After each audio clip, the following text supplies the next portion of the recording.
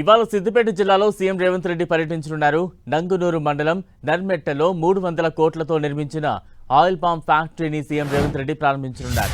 Narmetta factory అందుబాటులోకి రానుండడంతో సిద్దిపేటతో పాటు ఉత్తర, దక్షిణ తెలంగాణలోని 18 జిల్లాల రైతులకు మేలు జరగనుంది. అధునాతన సాంకేతికతతో నిర్మించిన ఈ పరిశ్రమలో 80 కోట్లతో రిఫైనరీని నిర్మించాలని ప్రభుత్వం నిర్ణయించింది. దీనికి కూడా సీఎం శంకుస్థాపన చేయనున్నారు. ఆయిల్ పామ్ ఫ్యాక్టరీ ప్రారంభం అనంతరం అక్కడ స్టాల్స్ ను సందర్శిస్తారు. ఆ తర్వాత అక్కడే ఏర్పాటు చేసిన బహిరంగ సభలో సీఎం ప్రసంగించనున్నారు. ఇక రైతులకు పెట్టుబడి సాయంగా అందించే రైతు భరోసా నిధులను ఇవాళ సీఎం రేవంత్ రెడ్డి విడుదల చేయనున్నారు. ఈ పథకం కింద 9,000 కోట్లను ప్రభుత్వం సమకూర్చుకుంది. సిద్దిపేట జిల్లా నర్మెట్టలో సాయంత్రం 4 గంటలకు జరిగే సభలో డిప్యూటీ సీఎం భట్టి, వ్యవసాయ శాఖ మంత్రి తుమ్మలతో కలిసి సీఎం రేవంత్ రెడ్డి రైతు భరోసా నిధులను విడుదల చేయనున్నారు. రాష్ట్రంలో మొత్తం 73 లక్షల మంది రైతులున్నారు. వీరందరికీ 1 ఎకరం వరకు సాయం అందేలా 3,590 కోట్లు ఇవాళ ఆర్బీఐ ద్వారా బ్యాంకులకు, అటు నుంచి రైతులకు చేరుతాయి. ఆదివారం సెలవు కావడంతో రేపు రైతుల ఖాతాల్లో జమవుతాయి. 20 రోజుల అనంతరం రెండో విడతలో 2,650 కోట్లు, మూడో విడతలో 2,760 కోట్లు విడుదల చేస్తారు.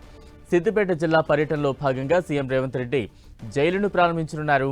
పట్టణ శివార్లోని ఎన్సాన్పల్లి గ్రామ పరిధిలో 30 ఎకరాల విస్తీర్ణంలో 90 కోట్ల వ్యయంతో నిర్మించిన ఈ జైలు సిద్ధమైంది.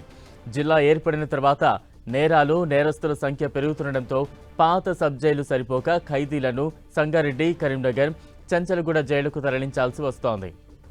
ఈ ఇబ్బందులను అధిగమించేలా 415 మంది ఖైదీల సామర్థ్యంతో ఈ నూతన జైలును నిర్మించారు. ఇందులో 363 మంది పురుషులు, 52 మంది మహిళా ఖైదీల కోసం ప్రత్యేక విభాగాలను ఏర్పాటు చేశారు. మొత్తం 8 బ్యారక్లు ఉండగా మహిళల కోసం ప్రత్యేక బ్యారక్ను నిర్మించారు. స్వస్తిక్ సెల్స్తో అందుబాటులోకి రానున్న హై సెక్యూరిటీ జైలును సీఎం రేవంత్ ప్రారంభించనున్నారు. సీఎం పర్యటనకు సంబంధించి మంత్రి తుమ్మల ఏర్పాట్లను పర్యవేక్షిస్తున్నారు. ఈ కార్యక్రమాన్ని విజయవంతం చేయాలని స్థానిక అధికారులను ఆదేశించారు. కలెక్టర్, పోలీస్ కమిషనర్ అధికారులతో మంత్రి సమీక్షా సమావేశాలు నిర్వహించారు. సభకు వచ్చే ప్రజలకు ఎలాంటి ఇబ్బందులు కలగకుండా తగిన జాగ్రత్తలు తీసుకోవాలని సూచించారు. హెలిప్యాడ్, సభా వేదిక, భద్రత, తాగునీరు, ట్రాఫిక్ నిర్వహణ, వాహనాల పార్కింగ్, విద్యుత్, ఫైర్, అంబులెన్స్ తదితర వాటిపై అధికారులకు సూచనలు చేశారు.